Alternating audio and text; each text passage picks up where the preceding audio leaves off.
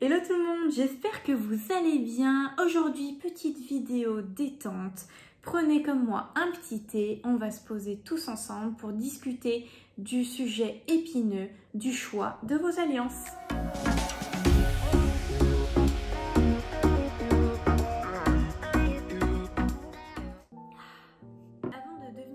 Accessoire fait de métaux précieux, l'alliance était à l'origine composée d'éléments très simples, très basiques, de roseaux, de bois ou même d'ivoire. Et on en retrouve des traces depuis l'Antiquité égyptienne, donc ça commence à dater. La chose qui s'est conservée dans le temps finalement, c'est sa forme, cette forme ronde qui représente l'infini. Aujourd'hui, on retrouve des alliances de tout type. Ça va aller du jonc en or relativement classique à une alliance pavée de diamants pour les plus coquettes d'entre nous, des formes différentes, des couleurs différentes. Donc là-dedans, comment faire son choix? Du coup, l'objectif aujourd'hui de cette vidéo, c'est de vous donner un petit peu mes petits conseils à chaque étape finalement du choix de votre alliance. Déjà, avant même, selon moi, de vous poser des questions sur la forme, la couleur ou que sais-je au sujet de votre alliance, je pense que la première des choses à se poser comme question, c'est où est-ce que vous allez vouloir la porter. On a 10 doigts, vous avez un petit peu l'embarras du choix. C'est vrai que comme je l'ai dit précédemment, on retrouve des traces du coup dans l'Égypte antique d'alliance. Et à cette époque-là, les Égyptiens portaient l'alliance à l'annulaire gauche. Pourquoi? Parce que tout simplement, ils étaient persuadés que à partir de ce doigt-là, il y avait une veine en fait qui remontait jusqu'au cœur. Si c'est pas mignon.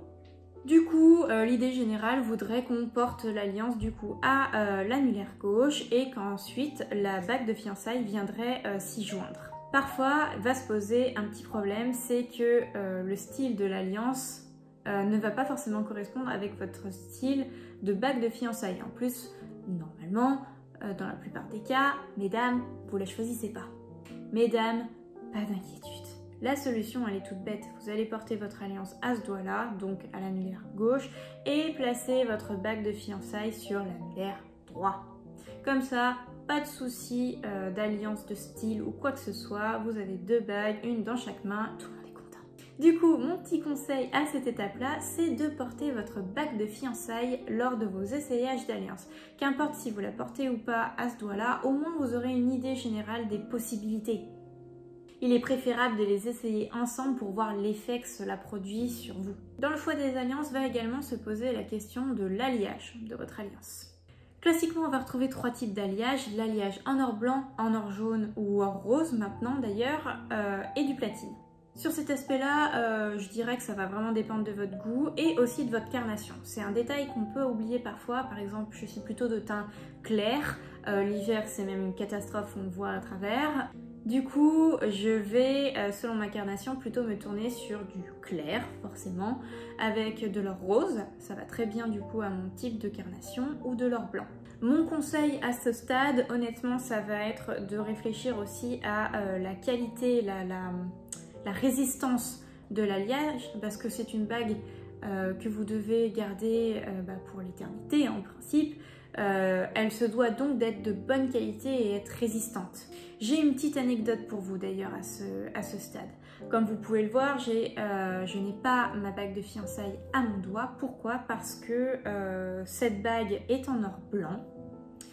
Et nous avons découvert que pour ce type de bague, il était nécessaire de faire des rodillages réguliers. Je vous explique pourquoi. Il faut savoir que l'or est un métal qui est très rarement utilisé pur par les bijoutiers. Il n'est pas très malléable. Et en fait, il est mélangé avec un certain nombre d'autres types de matériaux, comme l'argent et le cuivre. L'or blanc, il faut savoir qu'en fait, en réalité, je vais peut-être être la révélation du siècle, mais l'or blanc n'existe pas. En fait, c'est de l'or gris, qui va être mélangé avec des matériaux blancs, comme l'argent et le nickel. Et en fait, comme tous ces matériaux sont pas super esthétiques, finalement ça donne une teinte un petit peu grise, pour le rendre plus attrayant et plus blanc, on applique en fait une pellicule de rhodium. C'est simplement esthétique, ça va donner cette fameuse couleur blanche brillante qui est très jolie et qui d'ailleurs personnellement me plaît beaucoup. Le problème, c'est que ce n'est qu'un traitement de surface. Donc en fait, ça s'abîme très rapidement avec le frottement par exemple, ou aujourd'hui malheureusement avec le Covid, le gel hydroalcoolique. Alors vous allez me dire, oui, mais ma mère et ma grand-mère, une bague en or blanc et elle n'a jamais fait de rodiage, elle est toujours blanche. Eh bien oui, j'ai également l'explication face à ça. C'est qu'en fait, à l'époque, ce mélange rajoutait en fait du nickel.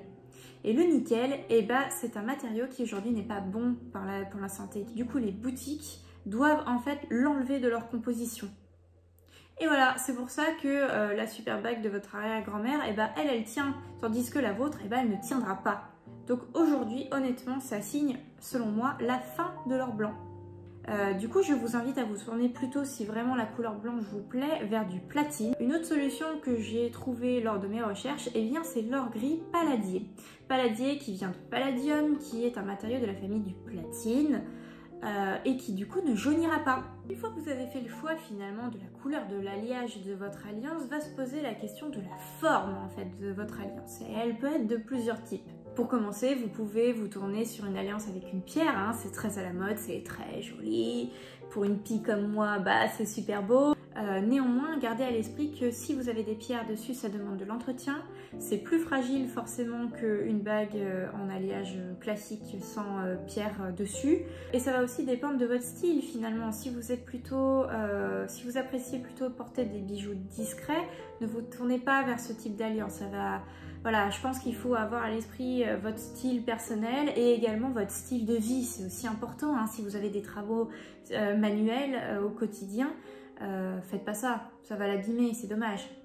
À côté des alliances avec des pierres, finalement, très souvent va revenir 3 formes principales d'alliances. La première va être une alliance en jonc rond, donc parfaitement sphérique, que ce soit sur les bordures ou à l'intérieur.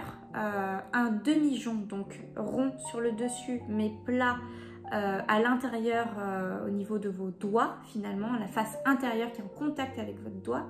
Et la dernière, c'est ce qu'on appelle le ruban. Donc c'est plat de partout, sur le dessus ou à l'intérieur.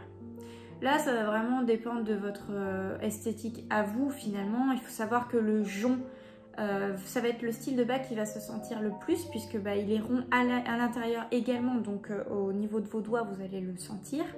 Le demi-jonc, c'est le plus classique avec donc cette forme ronde bombée sur le dessus et plat au niveau de vos doigts. Et le ruban va être traditionnellement un petit peu plus masculin, qui s'oppose au rond, qui est traditionnellement associé à la féminité. Faut-il associer l'alliance, son alliance, avec celle de son partenaire? Là encore, ça va être sur votre, votre sens de la tradition en fait. Traditionnellement, oui, ça s'est vu par le passé. Aujourd'hui, c'est plus forcément trop d'actualité. Après, vous pouvez l'associer sur la forme mais pas sur la couleur ou pas sur le type de matériau également. Mon conseil à cette étape, ça va être simplement, honnêtement, de respecter votre style. N'allez pas prendre une alliance que vous n'aimerez pas dans 5 ans ou qui est à la mode aujourd'hui et que dans 5 ans on va trouver moche. Voilà, il faut avoir à l'esprit que ça se garde toute une vie, vous allez en principe la garder au doigt tout le temps. Donc gardez un bijou qui finalement va au quotidien à n'importe quelle circonstance. Si je devais vous donner des derniers tips à ce stade, ça va être à mon sens de privilégier les essayages en magasin, je pense. Parce que voilà, je pense qu'il faut prendre le temps de la réflexion à ce stade, hein, c'est quand même un choix important. Donc l'ambiance un peu intimiste d'un magasin avec un conseiller dédié qui va vous emmener dans un petit salon, peut-être privé même, va être assez appréciable, je pense, à ce stade. Si c'est possible pour vous, honnêtement, je pense que c'est la meilleure des solutions. Après, que dire des essayages en salon, type salon de l'alliance ou salon du mariage, ça peut être des très bonnes opportunités, hein, économiquement parlant, parce que souvent vous allez avoir des offres en ce sens, une achetée, une offerte ou 50% de remise sur l'alliance par exemple. Oui, après si comme moi vous supportez un petit peu mal la pression, je ne sais pas si c'est une bonne idée parce que souvent vous allez devoir vous décider sur l'instant, il y a beaucoup de monde, Voilà, je suis pas forcément contre cet aspect-là. Ceci dit, je pense qu'il faut se donner le bénéfice de la réflexion. Voilà, peut-être préparer un peu votre arrivée sur concrètement ce qui vous plaît, ce qui vous va, du fin, pas fin, du épais, etc. La couleur, le type, comme ça au moins vous savez où vous allez et vous allez pouvoir vous décider plus rapidement finalement que si vous étiez allé en boutique. Un conseil un peu farfelu, j'en conviens, pris comme ça, mais je vous assure que c'est un conseil utile. Prenez en compte la météo lors de votre essayage.